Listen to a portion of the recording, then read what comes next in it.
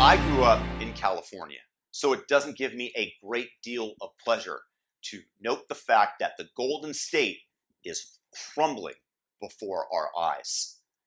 And guys, as I get into this, please by all means share this video with anybody that you think might enjoy it. YouTube used to give my channel lots of love, no longer. So also, if you're new and you like it, thumb it up and subscribe. Back to our program. According to a Wall Street Journal column, rents in the Bay Area are dropping precipitously as people are saying bon voyage to the area.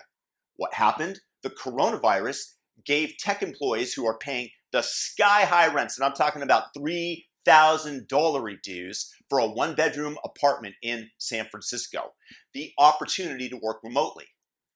Originally, maybe they stayed in their little hovels. Maybe some of them decided to take a vacation, for example, to Park City, Utah, as the article notes. They then realized that they didn't want to leave because why pay sky-high rents when for the same price you can get a mansion somewhere else? You can still do the same work, and now you have a taste of something a little bit better. Why stay in a state that wants to tax you into oblivion, that has the highest sales tax, the highest personal income tax, and now has raised it for this year retroactively and wants to institute a 0.4% wealth tax? This is just something that just recently came up based on your assets for the last, if you've lived in the state in the last 10 years. And good luck enforcing that, California.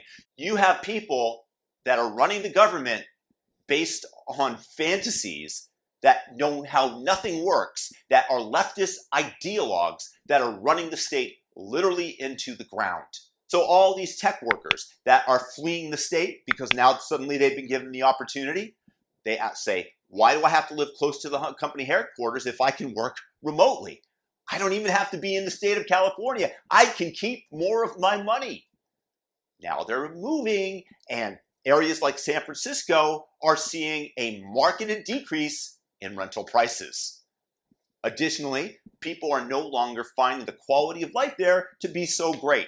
With, as I mentioned, the increased taxes on the rich, why stay in a city that charges super high prices for such luxuries? And I admit these are luxuries, as getting to walk by homeless encampments on your way to work and watching the human circus show, which you get as a bonus.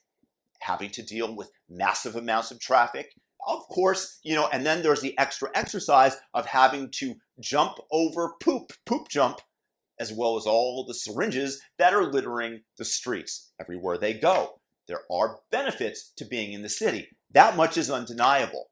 Okay, granted, there are people out there that don't see the benefits in the same way that I've described. So instead, they are headed to the burbs, out of state as well.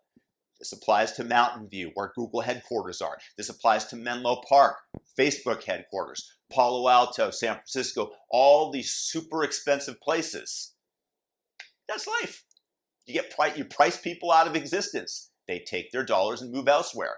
And the California tax base is saying vamoose, mass exodus. You're driving people away by raising the taxes in order to pay for all your pet leftist projects and, for example, the salary of diversity and equity counselors at the public universities. Just one thing that maybe could be on the chopping block. Maybe not pay for free health care for people that are in the state illegally as well.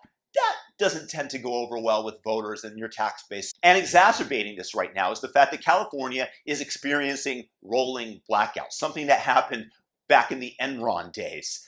Of course, the pundits on the media and the politicians on the left are trying to blame climate change for their inept handling of operations, for them forcing PG&E, for example, to be more worried about diversity in terms of their hiring rather than getting the actual job done. Once again, this demonstrates the leftist policies have no bearing on reality and are just some utopian version of what they think the world should be. These things don't play well when you're actually trying to do something. Of course, to coincide with this, guess what they're trying to do? One of the great producers of energy, nuclear, they are trying to decommission several of the nuclear plants in California. Meanwhile, they're having rolling blackouts. It is absolutely inept management, and you have to vote these clowns out of office and get people in there who know how to get things accomplished. Of course, there's something wrong with both parties. Both parties have ideologues. Unfortunately, in California, you have a supermajority on the left-hand side of the aisle who are implementing all these policy ideas for the last 30 years, and look where it's gotten you.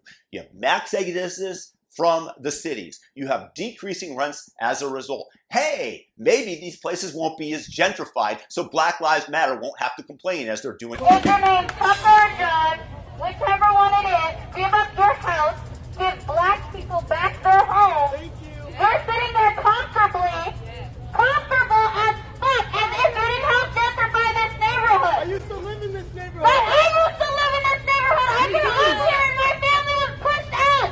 And you're sitting up there having a good time with your other white friends. They're yelling at people to get out of their homes because these used to be predominantly black neighborhoods. So hey, you got that going for you. Maybe in San Francisco, a price of a one-bedroom apartment might go down to as little as $2,000 a month, and you can move back in. Oh, wait, maybe you can't, because the tax base is gone, because the jobs are going to dry up, and yeah, you're still going to have the homeless encampments with the poop jump and the syringes that you have to dodge on the street, as well as all the crime that you've allowed to fester based on your policies. My only advice is that you leave the state. It's not that I'm not rooting for the state to come back. It's not that I want California to fall apart. Unfortunately, this is the reality that one has to deal with and has to conform to. If we try to fight the reality that exists, we are going to suffer. So my advice to all of you, in addition to, as I have, switch your vote away from these ideologues